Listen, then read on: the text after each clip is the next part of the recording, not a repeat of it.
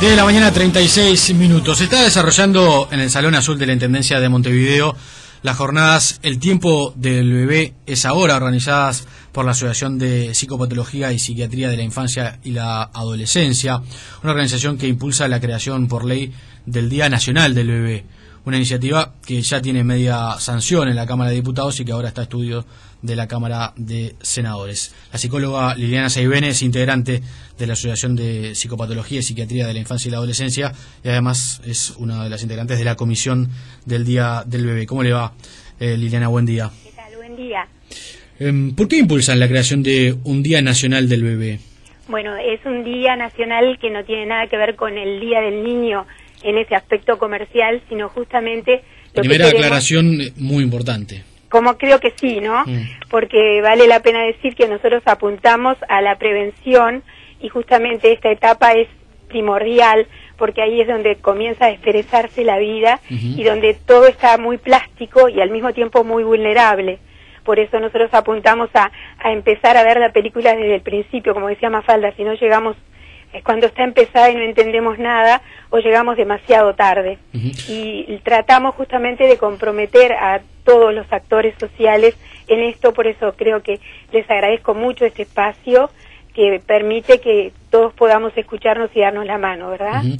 ¿Desde qué edad comienza a trabajar un psicólogo con un bebé? Bueno, más que con un bebé, trabajamos desde antes de que aparezca el bebé, desde el embarazo, preparando a estos que van a ser los padres, porque ese tablero de la familia se mueve muchísimo, ¿verdad?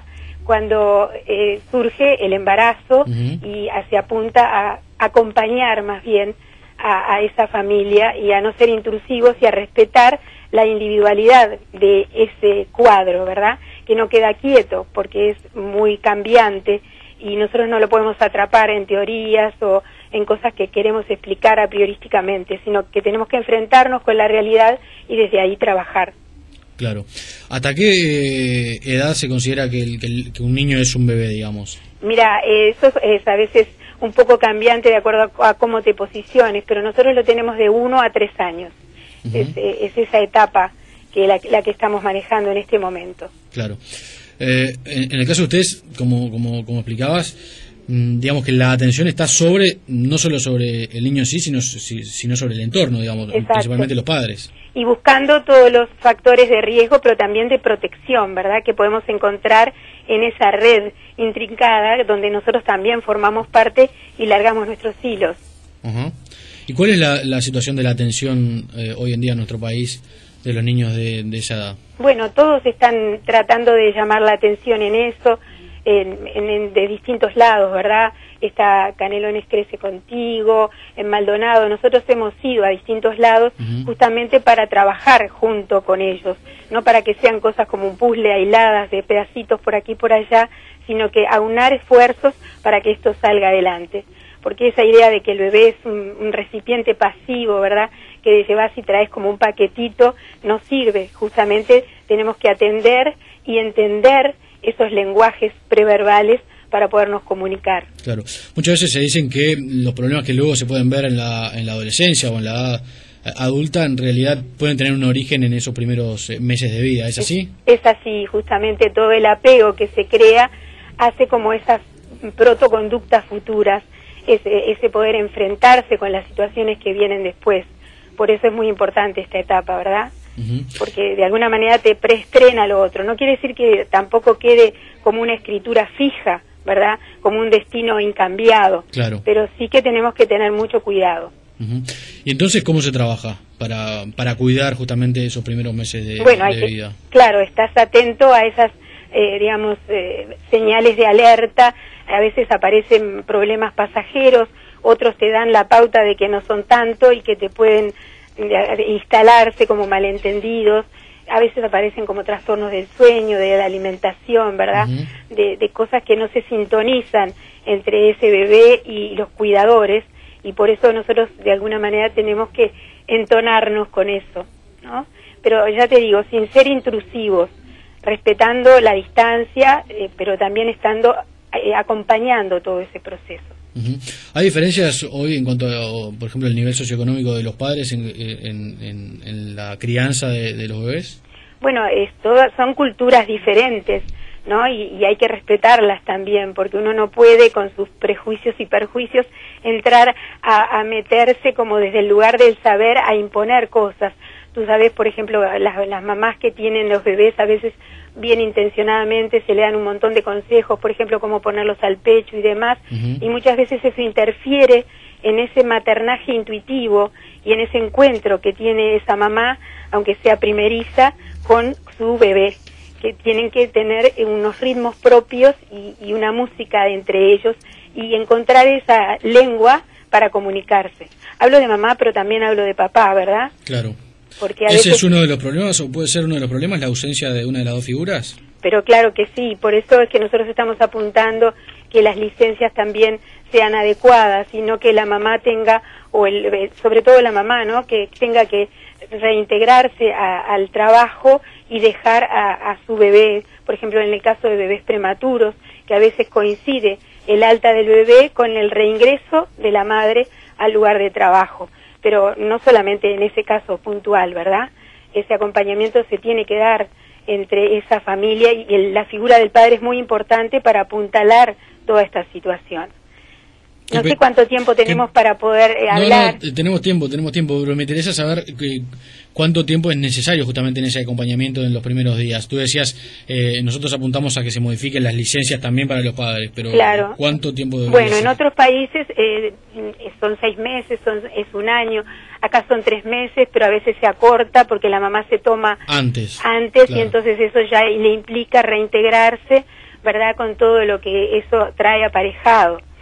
Lo mismo el padre, ¿no? Porque le da muy poco tiempo y es una figura primordial porque también tiene que apuntalar a la madre, ¿no? Y cada uno desde su lugar es lo mismo que me dijeran qué pieza es importante en un juego de ajedrez. Todas están jugando y todas están reposicionando. Entonces no es el tema de que el peón no sirva o que la reina o que la torre. Todos tienen sus movimientos ahí, ¿verdad? Los abuelos, los hermanos. La depresión posparto ¿existe o es parte de una fantasía? No, existe y incluso se puede detectar antes del parto. ¿Y por qué se da ese fenómeno? Bueno, por muchas razones, porque eso es multifactorial, pero hay indicadores que hay que estar muy atentos a atenderlos, porque el bebé primero se mira en el rostro de esa mamá, y si la mamá está deprimida es lo que se llama still face en inglés, que tiene como una doble connotación si lo escuchás, porque alude a cero, pero también a quedarse quieto, como inmóvil. Claro, entonces, a no reaccionar, digamos. Ahí está, y entonces el bebé no puede recibir, digamos, el feedback de esa mamá y poco a poco se va o retrayendo o hace conductas como para llamar la atención y demás y aparecen los problemas. Hay, digamos, test y pruebas que pueden detectarlo y pueden trabajar en eso. Incluso se están trabajando a nivel de BPS y demás, ¿verdad? Claro. Pero ¿y qué tan común es que se desarrolle esa depresión? Bueno, percentualmente no te puedo dar cifras. Pero es relativamente común, digamos. Pero es común, sí. Sí. E incluso se puede, digamos, incrementar si la madre tiene esa perentoriedad de tenerse que separar de su bebé. Además, cada bebé es distinto, hay niños que no nacen, digamos, con todas las posibilidades, y eso aumenta más porque hay toda una expectativa de los padres de ese bebé ideal y de pronto se encuentran con el real que no satisface esos sueños que tenían, ¿verdad? Y ahí se produce un poco el desencuentro. Imagínate, por ejemplo, alguien que nace con un problema auditivo, sí, claro, o visual o de otra índole, más grave aún, ¿no? Ahora, de todas maneras, los padres cuentan con una cantidad de información previo al parto que antes no se contaba, ¿no? Supongo que eso también ayuda a ir generando, digamos, una conciencia del bebé que van a recibir. Sí, además se van preparando, hay cursos y demás a nivel mutual u hospitalario que acompañan ese proceso para que no queden como analfabetos. Pero de todas maneras creo que también hay que apelar a eso instintivo de cada uno, que no puede quedar opacado con tanta letra, ¿verdad? O con tanta información que a veces ahoga esas otras respuestas que son casi automáticas, te diría, pero que son muy sabias, porque vienen desde tiempos inmemoriales, te diría. Ustedes han impulsado la declaración de este Día del Bebé. Sí. ¿Cómo surge esa idea? ¿Por qué? Bueno, te cuento que el pionero en esto fue Salvador Celia en Brasil, que fue una persona que trabajó muchísimo por los niños y por las familias en general, y nosotros un poco nos nutrimos con esa experiencia de él, y bueno, él incluso en el hospital tenemos ceremonias que hemos hecho por él, porque él ya no está, pero sigue estando con toda su sapiencia entre nosotros. De ahí fue que surgió la idea, que surgió en Canela, ¿verdad?, con Salvador Celia. Y la idea es implementarlo en nuestro país a través de una ley que establezca el Día Nacional del Bebé. Claro, que ya te expliqué que tiene toda una connotación científica, pero también de festejo, donde se convocan a las madres, a los padres, a los bebés.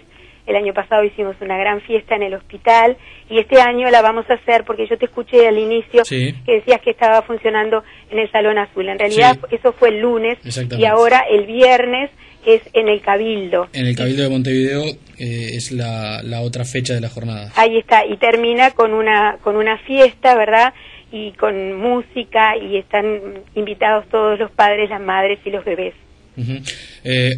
¿Tienen en el proyecto de ley está establecido un día, digamos una fecha, mejor dicho, para ese día? Sí, el primero de octubre, o el primero, no sé si es el primer lunes de octubre. Claro, o el 1 de octubre. Ahí está, sí. ¿Y en qué etapa está? ¿Tiene sanción de...? Sí, está ya en la Comisión de Salud del Senado, ¿verdad? Y está muy adelantado porque no tiene contraindicaciones. Esto no tiene partidos políticos, sino que es de todos, que eso es lo que importa decir, porque si no se embandera uno u otro, pero ya está aprobado el proyecto de ley con media sanción en la Cámara de Senadores, y ya pasó, ya te digo, está en la Comisión de Salud del Senado. ¿Ustedes trabajan en el Pereira Rosell? Sí, no, pero depende de las inserciones laborales de cada uno. No, está claro, pero me refería a la comisión. La comisión sí, estábamos en APIA, que funciona desde hace más de 45 años, y somos una comisión dentro de esa institución, ¿verdad? Claro. Como sede, para que nos ubiquen, estamos en el Hospital Pereira Rosell. ¿Cuándo creen que va a estar aprobado este proyecto de ley? Es difícil hacer. Pero para octubre del año que viene, por ejemplo, pienso que sí, que eso va a salir así, muy rápidamente, ¿no? Porque es necesidad de todos, es un poco, forma parte de toda nuestra piel, y todos vamos a pelearlo, ¿no? En el buen sentido. Claro. Quienes quieran participar de la jornada del viernes, de este 5 de octubre en el Cabildo, ¿cómo pueden hacer? Bueno, se acercan o a APIA o también al mismo Cabildo, ¿verdad? La actividad va a empezar a las 9 de la mañana con una mesa redonda con el doctor Daniel Borbonet, que es el departamento de neonatología de la Facultad de Medicina. Hay gente, no sé si que tú querés que te nombre. Sí. Después está la doctora Cristina Escabone, que es de la Clínica de Neuropediatría, con el proyecto Serenar. Después está la profesora obstetra partera Laura Bali, que es directora de la Escuela de Parteras. Es decir, se convoca gente de todos de distintos ámbitos relacionados con la temática. Después está la magíster Susana Mara, coordinadora general de las políticas de primera infancia del Plan CAIF y del INAU. Es decir, hay gente, después hay gente también de otros países. Está la doctora Norma Beck, que va a participar. Después el secretario de Salud del Estado, o sea, hay mucha gente, Gladys Taranto y Jorge Bentancur, de la Coordinación de la Primera Infancia del Municipio A de Montevideo. O sea, te podría nombrar una agenda bastante cargada. Ahí está. Para el viernes 5 de octubre a partir de las 9 de la mañana en el Cabildo de Montevideo. Está la doctora Perla Vivas, que es de la División de Salud de la Intendencia de Montevideo. Y bueno, y la esposa del doctor Salvador Celia también, que es la embajadora en Brasil del Día del Bebé en Uruguay. Muy bien, Liliana, muchas gracias. Bueno, estamos a la orden y espero que este espacio pueda quedar abierto para podernos comunicar con todos y hacer que el bebé siga adelante. Cómo no, estamos a la orden nosotros también. Muchas gracias por estos minutos. Muchas gracias a ti. La psicóloga Liliana Saibenes, integrante de la Asociación de Psicopatología y Psiquiatría de la Infancia y la Adolescencia.